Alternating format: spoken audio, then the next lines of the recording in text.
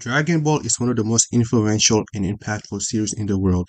It has made so many unforgettable and iconic moments that are still felt to this day. But now that 40 years has passed since it began, this is still hold up. I still remember the first time I saw Dragon Ball. It was on the PS2 as a fighting game. However, I still don't know which Dragon Ball game it was. I was really young at that time, so I didn't think too much about the show, but I knew it was something special. I went many years not thinking much about it, and it wasn't until the year of 2013 that I seriously considered watching it. I remember my classmates talking about the characters in the show during lunch, but I had no idea what they were talking about. This got me intrigued, so I decided to finally give the show a shot, and what I saw blew me away. Compared to the other cartoons and the other anime I was watching at the time, it felt so mature.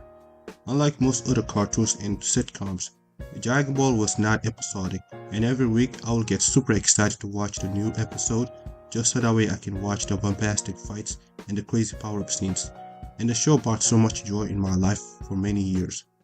I would be very surprised if you somehow never watched Dragon Ball, but if you don't already know what Dragon Ball is, it's a story about a kid named Goku who travels around the world alongside his friends to collect the 7 Dragon Balls which grant wishes. The series starts out with a lighter tone in Dragon Ball before it turns into a more serious, battle-focused story in Dragon Ball Z and beyond.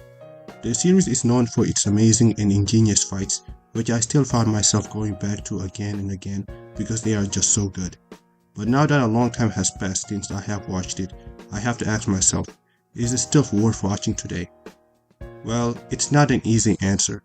Yes, Dragon Ball is a classic, and it did set the standard for all the battle shonen stories that came after it.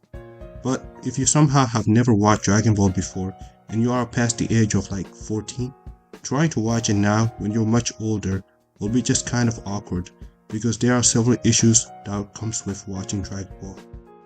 The animation is really old, there are some plot holes here and there, and after a certain point, the tension just goes away. But the biggest issue with Dragon Ball is that the story is still technically ongoing to this day for whatever reason.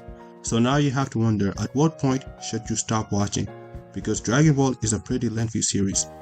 I don't personally keep up with it, so I don't exactly know what is happening right now in the manga, but the 3 series you should definitely watch are Dragon Ball Z, and Dragon Ball Super.